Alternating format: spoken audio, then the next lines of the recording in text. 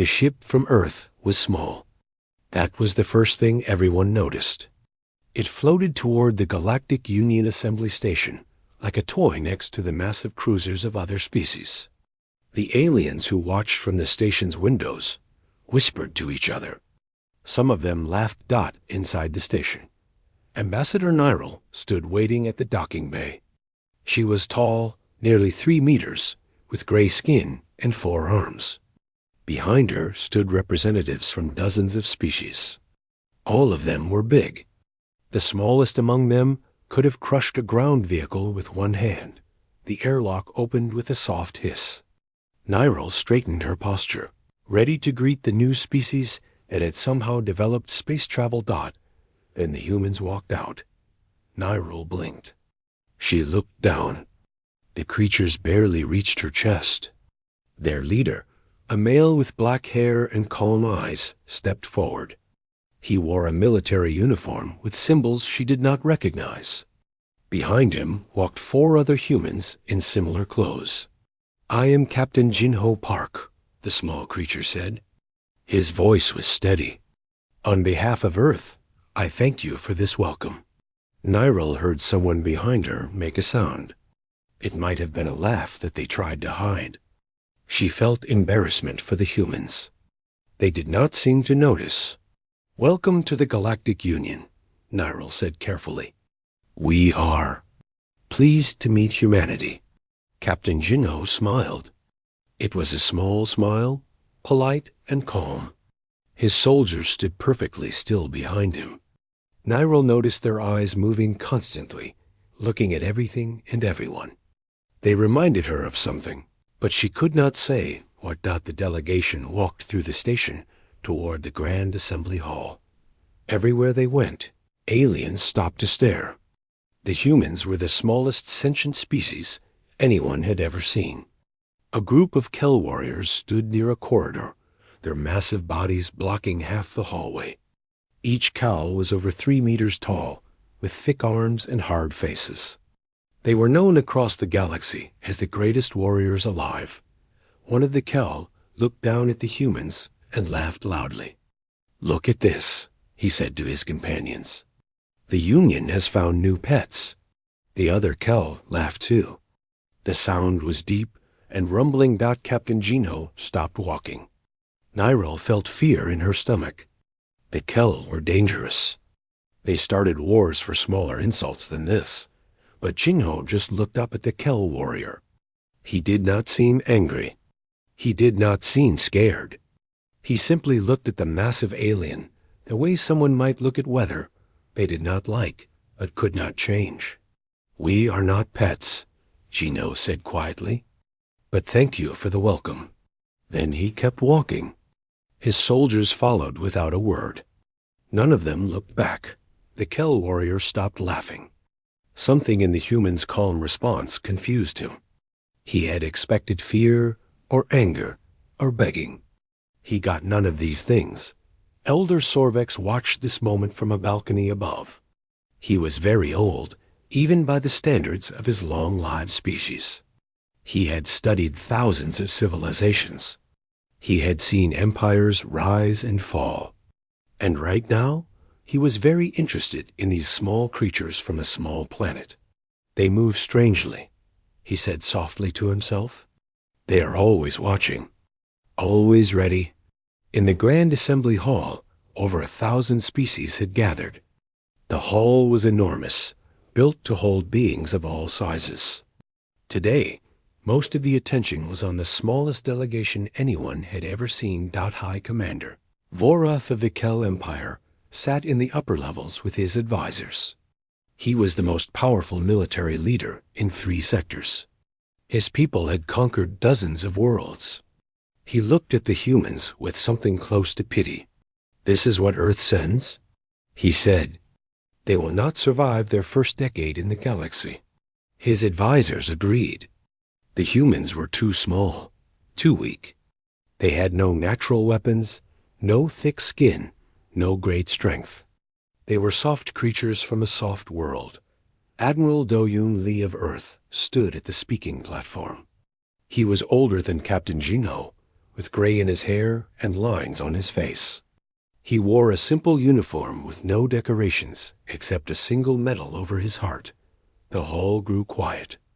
Everyone wanted to hear what excuse the small creatures would give for their weakness. Admiral Lee looked out at the assembled aliens. He did not seem nervous. He did not seem impressed by their size. He spoke in a clear, simple voice. "We come from a small planet," he said. "A world of water and rock, where life is hard and death comes easy. We are not the biggest species. We are not the strongest. We have no claws, no armor, no venom." Some aliens nodded. This was what they expected to hear. "But we are still here," Admiral Lee continued. "We survived ice ages that froze our world. We survived plagues that killed millions. We survived wars with ourselves that nearly ended our species. Every time the universe tried to kill us, we refused to die." The hall was very quiet now. "We do not ask for your protection," the Admiral said. "We do not ask for your pity. We ask only for the chance to prove our worth. Give us that chance, and we will show you what humans can do." He bowed slightly and stepped back from the platform. For a long moment, no one spoke. High Commander Vorath made a dismissive sound and turned to talk to his advisors. Most of the assembly seemed unsure what to think. The speech was good, but speeches were easy. Actions were harder. Only Elder Sorvex remained still, watching the human delegation with ancient eyes. He had heard many species make bold claims. Most of them were forgotten within a century, but something about these humans made him pause. It was the way they held themselves. The way they looked at larger species without fear. The way Captain Gino had smiled at the Kel warrior who insulted him. It was not the smile of someone who was scared. It was not the smile of someone who was stupid. It was the smile of someone who knew, something that others did not. Sorvex leaned back in his seat and thought about what that something might be. He had a feeling that the galaxy would find out soon enough.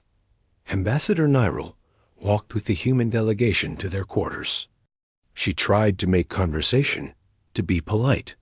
"Your admiral speaks well," she said. Captain Gino nodded. "He speaks the truth. That makes it easier. Some in the Union will not take your people seriously," Nyril warned. "The Kel especially. They respect only strength." Jinho looked up at her with those calm, watching eyes. "Then we will have to show them strength. How?" Nyril asked. She did not mean to sound rude, but the question came out anyway. How could these tiny creatures show strength to giants? Captain Jinho smiled again. That same small, patient smile. "When the time comes," he said, "you will see." Nyril did not know what to say to that. She left the humans at their quarters and walked away, feeling strangely unsettled. Behind her, in their small room on a station full of giants, the soldiers of Earth began to prepare. They cleaned their weapons. They studied maps of the station.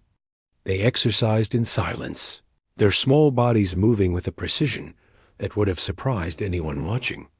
They did not know when their chance would come, but they knew it would come. And when it did, they would be ready. The galaxy had given humanity a chance to prove itself. The galaxy would soon learn that this was either the best decision it ever made, or the worst mistake in its history. Only time would tell which one. 6 months passed. Humanity learned the ways of the galaxy. They traded, they talked, they watched. Most species forgot about them.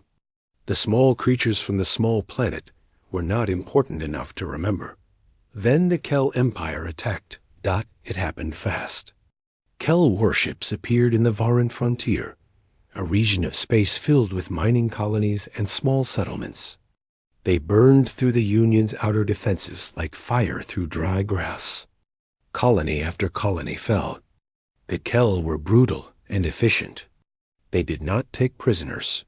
The Galactic Union scrambled to respond. Fleets were gathered. Armies were moved, but the Kel were faster and stronger. Union soldiers tried to fight them and died. The massive Kel warriors tore through defensive lines with terrifying ease.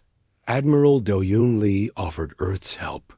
He had 1 battalion ready to deploy. 500 soldiers. The Union commanders accepted, but they did not expect much. Humans were small and weak. They would handle supply lines and medical stations. The real fighting would be done by real soldiers. Captain Jinho Park led his battalion to the Varan frontier. With him were his best soldiers. Sergeant Yuna Kong, the medic who could patch wounds while bullets flew around her. Lieutenant Tai Wu Shin, the heavy weapons expert who never missed. Corporal Hana Cho, the scout who could move through any space unseen. And hundreds more, all trained, all ready. They arrived at a Union command post to receive their orders. The commander was a large alien with blue skin and 6 eyes. He looked at the humans with something close to pity. "You will handle evacuation logistics," he said. "Load civilians onto ships. Stay away from combat zones." Captain Jinho saluted and said nothing. His soldiers said nothing. They followed their orders. For 2 weeks, they loaded ships. They moved supplies. They stayed away from the fighting dot. Then everything changed. A distress signal came from Mining Colony 7. 3,000 civilians were trapped underground. A Kel strike force had landed and was moving toward them. The nearest Union combat unit was 6 hours away. The Kel would reach the civilians in 2. The Union commander contacted Captain Jinho. "Hold your position," he ordered. "Do no. Engage. Wait for reinforcements." "The reinforcements will arrive too late," Jinho replied calmly. "That is not your concern. Your soldiers are not equipped for combat against Kel forces. You will die, and you will fail. Hold your position." Captain Jinho looked at his soldiers. They looked back at him. No one spoke, but everyone understood. "I am sorry," Jinho said into the communicator. "The signal is breaking up. I cannot hear your orders." He turned off the communicator. 30 minutes later, 500 human soldiers entered the tunnels of Mining Colony 7. The Kel strike force numbered nearly 5,000 warriors. Each one was over 3 meters tall. Each one had killed dozens of enemies in previous battles. Their commander, a veteran named Thane, expected an easy mission. Kill the civilians, destroy the mining equipment, move on. He did not expect what he found in those tunnels. The first Kel patrol walked into a trap. Explosives buried in the floor detonated beneath their feet. Before they could react, gunfire came from 3 directions at once. The Kel returned fire, but their enemies were already gone, melting back into the darkness. General Thane ordered more soldiers forward. They found more traps, wires that triggered falling rocks, pits covered with thin metal sheets, grenades hidden in air vents. The humans were using the tunnels against them, turning every corner into a death trap, and they would not stay still. They attacked and vanished. They appeared behind Kel lines, fired, and disappeared. They moved through spaces too small for Kel bodies. They crawled through vents and maintenance shafts. They used the darkness like a weapon.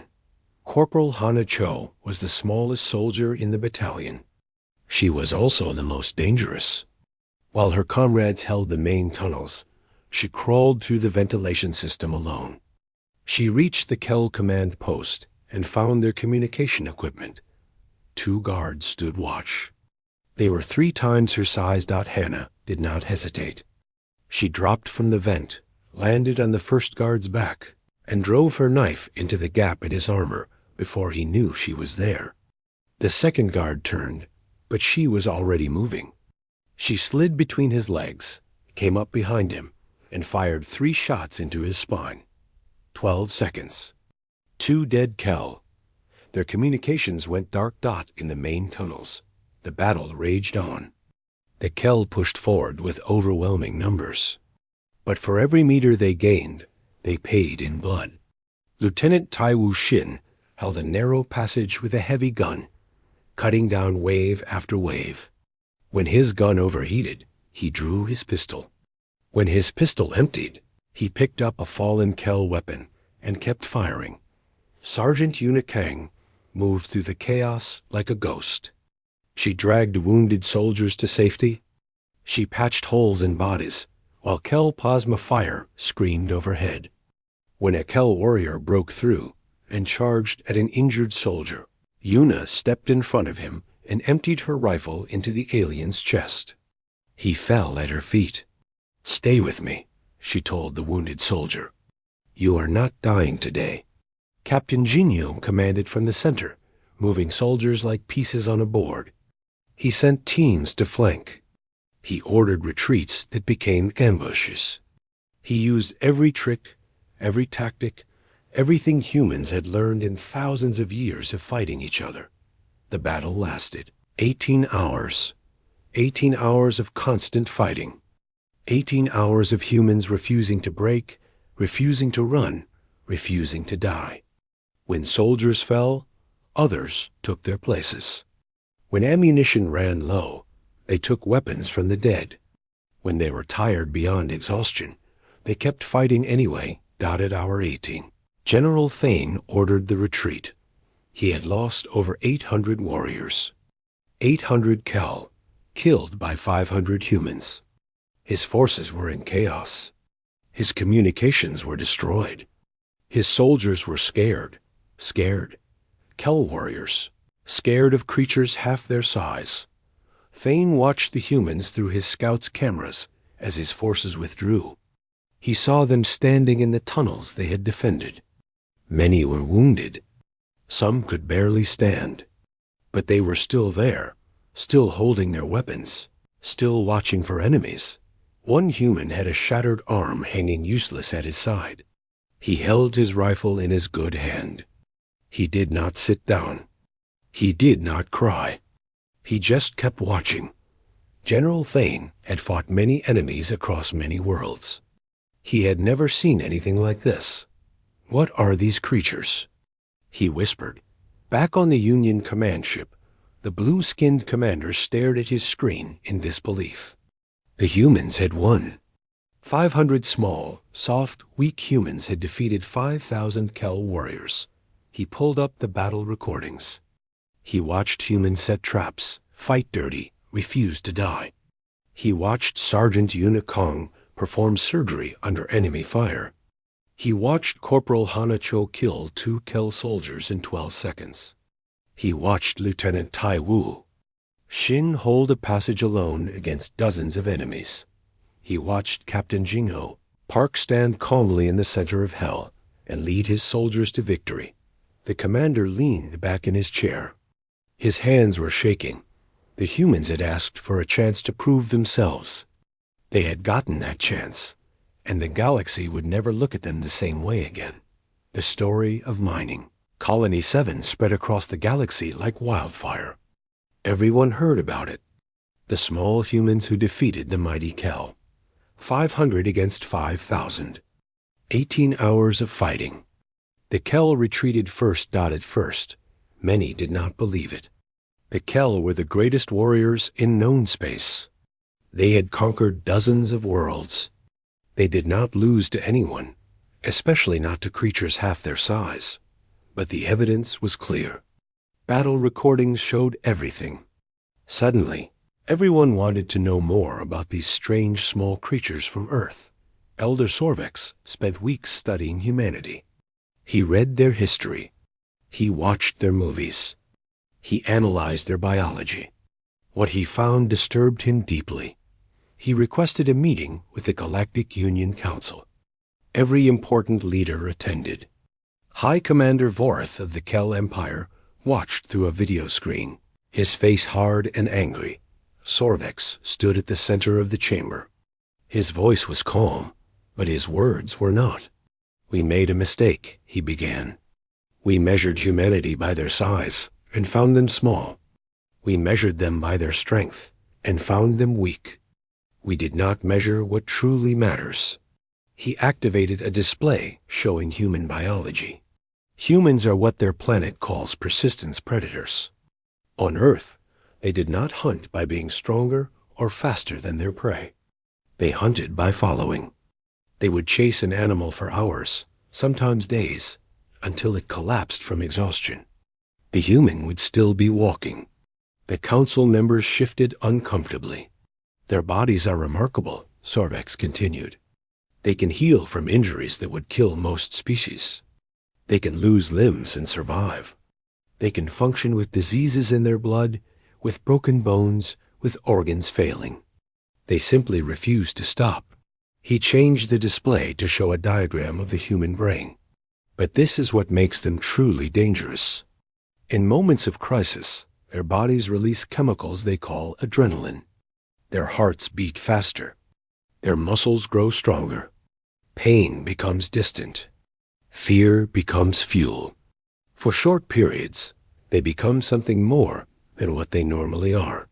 Every species has some form of stress response, High Commander Vorath interrupted. Yes, Sorvex agreed, but not like this. Human adrenaline response is extreme by galactic standards. And more importantly, every human can do this. Not trained warriors, not special soldiers. Every single one of them. A human parent protecting their child becomes as dangerous as any soldier. He paused to let this sink in. There is more. Humans form bonds with each other that we do not fully understand. They will die for strangers. They will sacrifice themselves for people they have never met. They feel the pain of others as if it were their own. This makes no logical sense, but it makes them fight harder than any logic could. Sorvex turned off the display. At Mining Colony 7, we saw all of this. Humans who should have died kept fighting. Humans who were wounded protected others. They did not fight for territory or resources. They fought for each other, and that made them unstoppable. The chamber was silent. High Commander Vorath's face twisted with anger. They won one battle through tricks and luck. They are still small. They are still weak. I will crush them. He ended the transmission.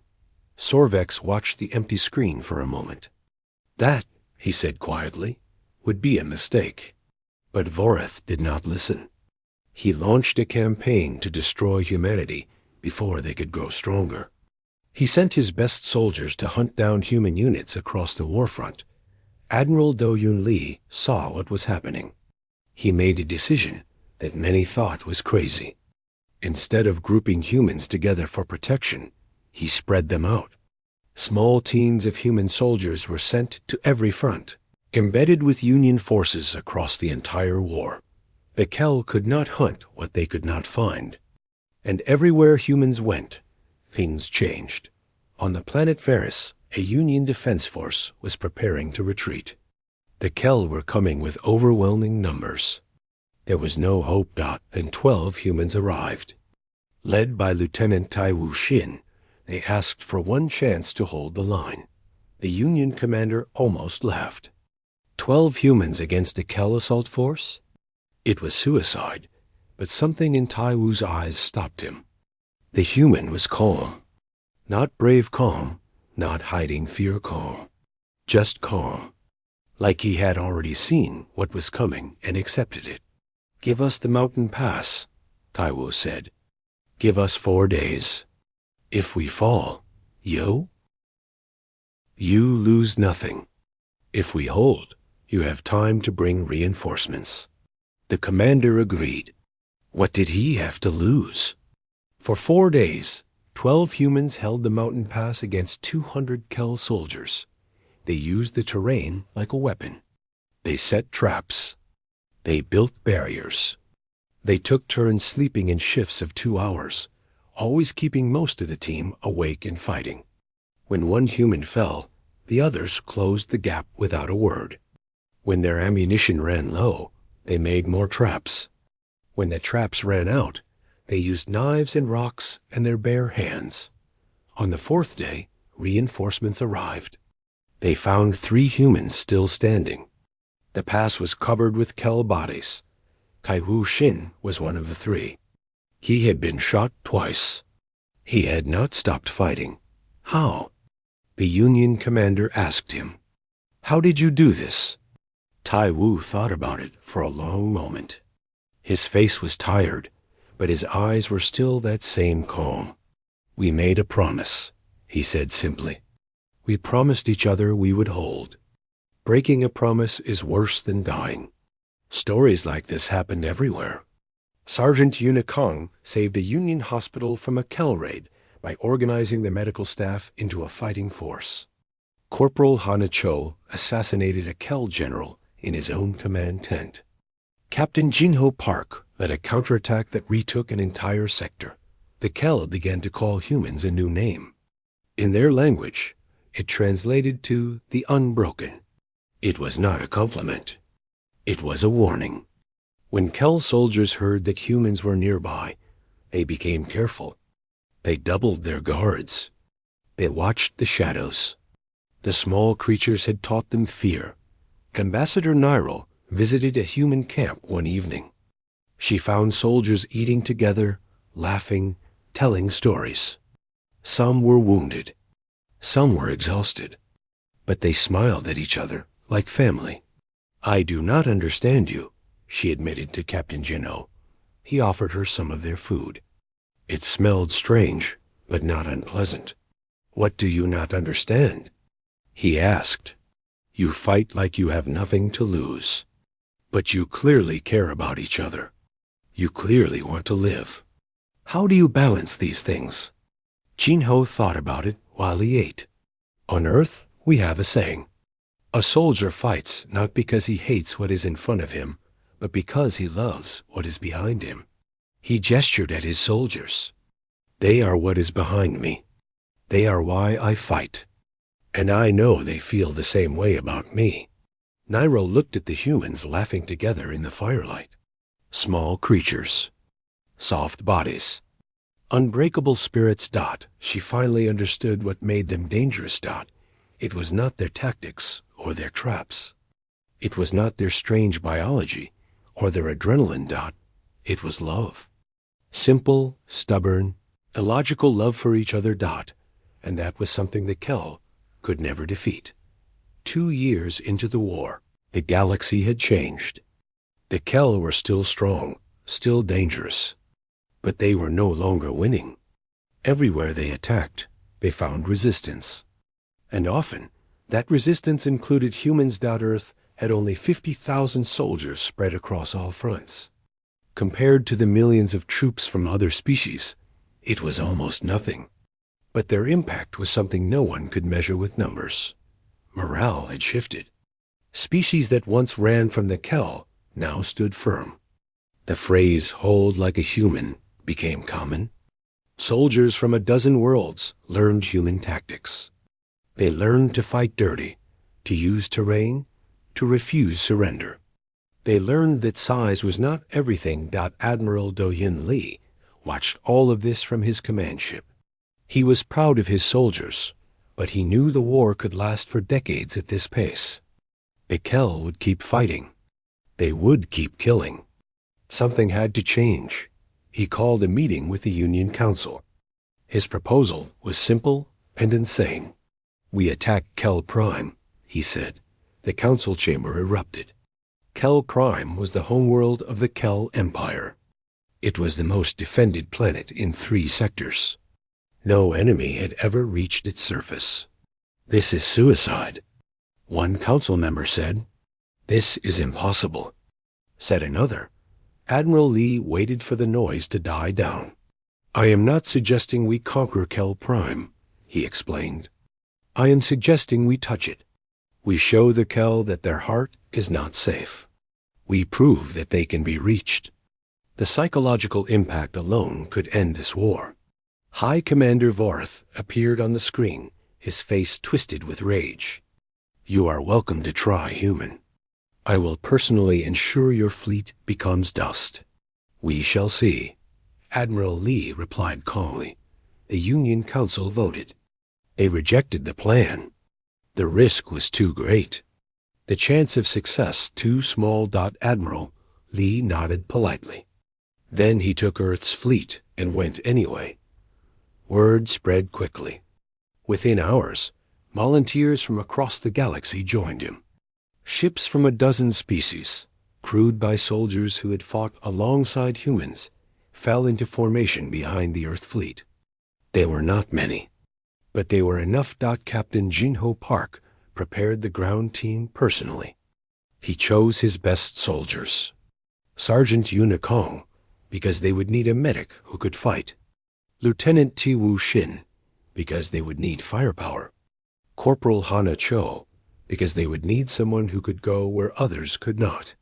And 50 more, all volunteers, all knowing they might not return. The journey to Kel Prime took 3 weeks. During that time, the soldiers trained. They studied maps. They memorized their objectives. And they prepared themselves for what was coming. Yuna found Jinho alone one night, staring out a window at the stars. "Are you scared?" she asked. Jinho thought about it. "Yes," he admitted, "but not of dying. I am scared of failing. I am scared of letting everyone down." "You could never do that," Yuna said. "Whatever happens, we are with you." "All of us," Jinho smiled. It was a tired smile, but a real one. "That is exactly why I cannot fail." The Battle of Kel Prime began at dawn, local time. Admiral Lee's fleet dropped out of faster-than-light travel on the edge of the system. Immediately, Kel defense forces swarmed toward them. The battle in space was brutal and fast. Earth ships were smaller and weaker than Kel warships. But they were also quicker. They used hit-and-run tactics, drawing the Kel fleet away from the planet. While the space battle raged, a single small shuttle slipped through the chaos. It was painted black, running without lights, invisible against the darkness of space. Inside were Captain Jinho and his ground team. They landed in a valley far from any city. Their target was the Monument of Conquest, a massive stone structure in the heart of the capital. For thousands of years, the Kel had carved the names of every species they conquered into its walls. It was their greatest symbol of power. The team moved at night. They avoided patrols. They crawled through drainage systems. They climbed walls that Kel soldiers thought were impossible to climb. Hana led the way, finding paths that no one else could see. By midnight, they reached the monument. It was enormous, stretching toward the sky like a mountain made by hands. The names of conquered species covered every surface. Thousands of names. Thousands of civilizations that had fallen to Kel might. "Plant the charges," Jinho ordered quietly. The soldiers moved fast. Explosives were placed at structural points around the base. Hana climbed to higher positions, setting charges in places no Kel could reach. Taiwu stood guard, his heavy weapon ready. Then the alarm sounded. Kel soldiers poured from every direction. They had been discovered. There was no time for a clean escape. "Finish the mission," Jinho commanded. "Whatever it takes." What followed was chaos. Yuna dragged wounded soldiers behind cover while firing at incoming Kel. Taiwu stood in the open, his weapon screaming, cutting down enemies as they came. Hana disappeared into the shadows and reappeared behind Kel soldiers, her knife finding gaps in their armor. Jinho fought alongside his soldiers. He was not the strongest or the fastest, but he was calm. He gave orders. He directed fire. He kept everyone moving toward the extraction point while the charges counted down. A Kel warrior grabbed Taiwu from behind. The massive alien lifted him off the ground, ready to crush him. But Taiwu had a grenade. He shoved it into the Kel's armor and kicked free. The explosion threw him across the ground. He stood up, grabbed his weapon, and kept fighting. His leg was broken. He did not stop. 10 seconds. Someone shouted. The humans ran. Behind them, the monument of conquest exploded. The sound was like thunder. The ancient structure, standing for thousands of years, crumbled into dust. Stone fell like rain. The names of conquered species disappeared into rubble. But before it fell completely, one final message appeared on every screen in the Kel Empire. The humans had hacked into the broadcast system. Painted on the falling monument, in the Kel language, were words that would be remembered forever. We are small. We are many. We do not forget, and we do not stop. High Commander Voreth watched from his command ship. He saw his monument fall. He saw the human message. He saw his soldiers failing to catch the small creatures who had done this impossible thing. For the first time in his life, he felt true fear. The human team reached their extraction shuttle. They had lost soldiers. They were wounded, exhausted, barely able to stand. But they were alive. And they had succeeded. As the shuttle rose toward the waiting fleet, Jinho looked back at the plan. Below, smoke rose from where the monument had stood. The Kel capital was in chaos. We did it, Yuna said quietly. She was covered in blood, not all of it her own. We did, Jinho agreed. The shuttle docked with Admiral Lee's ship. The battle in space was ending. The human fleet had taken heavy losses, but they were withdrawing in good order. The Kel were not pursuing. They were too shocked to chase. Admiral Lee met Jinho in the hangar bay. The old admiral looked at his captain, at the wounds, at the exhaustion, at the quiet pride in his eyes. High Commander Voreth has requested terms for a ceasefire. The admiral said. The words hung in the air. Ceasefire. The Kel wanted to stop fighting. The Kel, who had never asked for peace, who had only ever demanded surrender, wanted to negotiate. Jinho let out a breath he had been holding for 2 years. Then I suppose we should talk to him, he said. Admiral Lee smiled. I suppose we should. Behind them, the soldiers of Earth helped each other off the shuttle. They were wounded and tired, but they were smiling. They had touched the untouchable. They had broken the unbreakable, and the galaxy would never forget it. The war ended not with victory, parades, or grand celebrations. It ended with quiet words in a quiet room. High Commander. Voreth sat across from Admiral Do-Yoon Lee. Between them was a simple table. No weapons. No guards. Just 2 leaders who had spent years trying to destroy each other. Voreth spoke first. Your people are a mystery to me, he said. His voice was tired. You should have lost. Every calculation said you would lose. You were smaller, weaker, fewer in number. But you won. Admiral Lee shook his head slowly. We did not win. No one wins a war. We simply survived long enough for both sides to grow tired of dying. Voreth was quiet for a moment. Then he said something no Kel had ever said to another species. You have earned my respect. The peace treaty was signed that day. The Kel withdrew from all contested territories. Prisoners were exchanged. Borders were agreed upon. For the first time in their history, the Kel Empire treated another power as equals. Years passed. The galaxy healed slowly. On the planet Varys, where 12 humans had held a mountain pass against 200 Kel soldiers, a monument was built. It was not a monument to human victory. It was a monument to human sacrifice. The names of those who had fallen were carved into stone that would last for centuries. On Mining Colony 7, the tunnels were reopened. But one section was sealed forever. It was declared sacred ground, a memorial to the 500 soldiers who had saved 3,000 civilians. People from across the galaxy came to visit. They stood in silence and remembered. On Kel Prime, the rubble of the Monument of Conquest was cleared away. In its place, a new structure was built. It was smaller and simpler. On it was carved not the names of conquered species, but the words of a treaty. A promise of peace. Ambassador Nyril wrote a book about the war. She titled it The Small Ones. It became the most read book in the Galactic Union. In it, she tried to explain what humans had taught the galaxy. They showed us that strength is not about size, she wrote. It is not about weapons or numbers or technology. Strength is about will. It is about love. It is about refusing to stop, even when everything tells you to stop.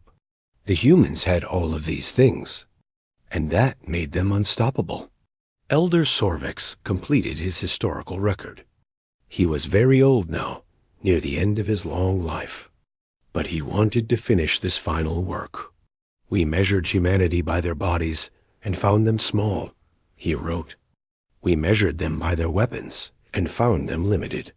We did not think to measure them by their spirit. That was our mistake. They carry within them a fire that does not care about size or odds or reason. They call it hope. They call it stubbornness. They call it love for each other. We have no word for it. We only know that when they stood beside us, we became more than we were. 10 years after first contact, the Galactic Union Academy opened a new course, Human Tactics and Strategy. Students from every species studied how humans fought. They learned about persistence and endurance.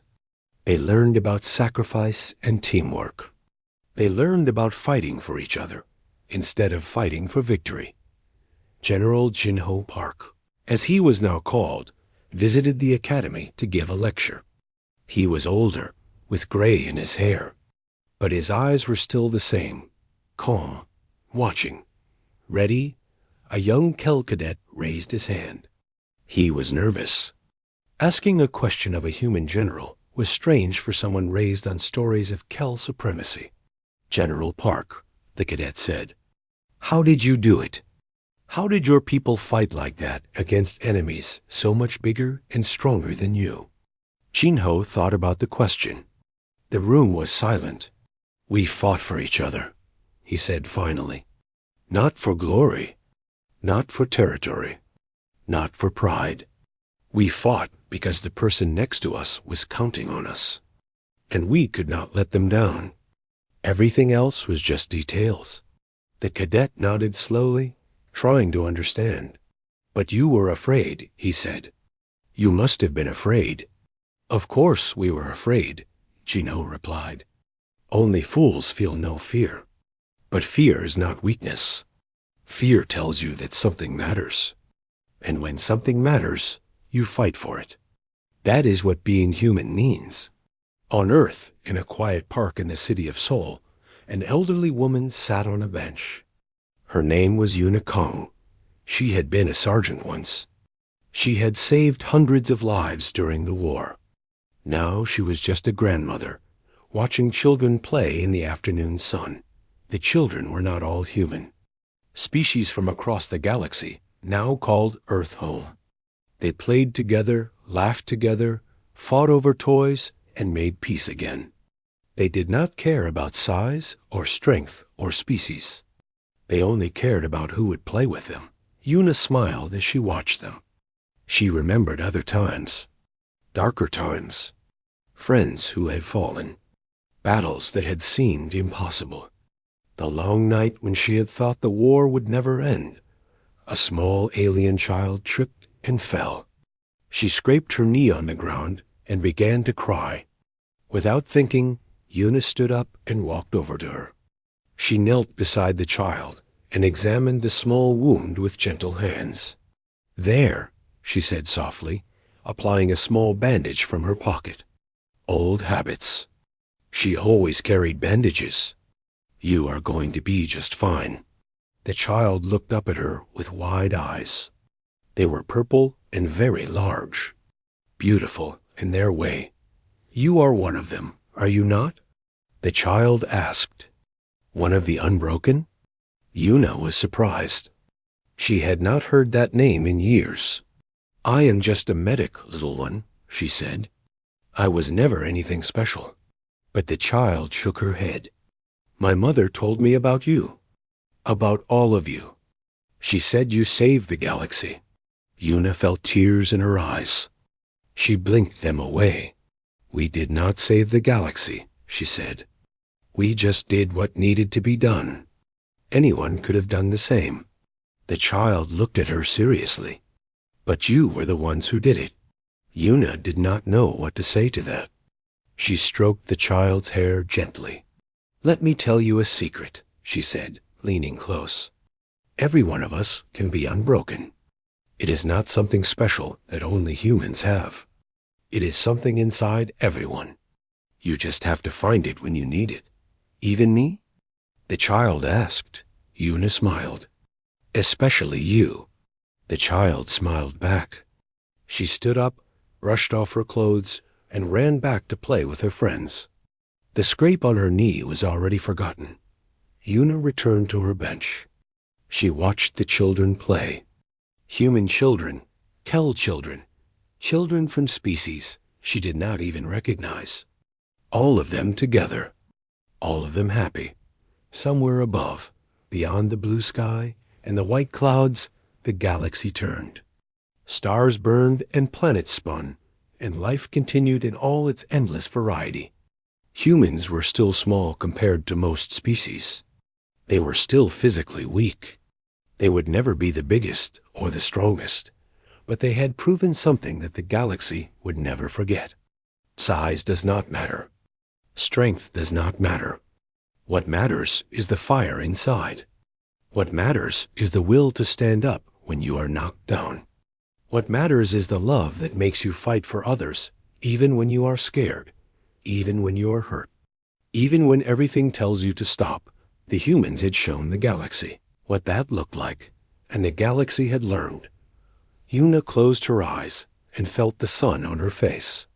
The war was over. The peace was holding. The future was bright. She had done her part. They all had, and that was enough. Above her, the sky was endless. Below her, children laughed. In the quiet of that moment, Yuna Kong, former sergeant, former soldier, former unbroken, smiled. It was a good galaxy, and it was home.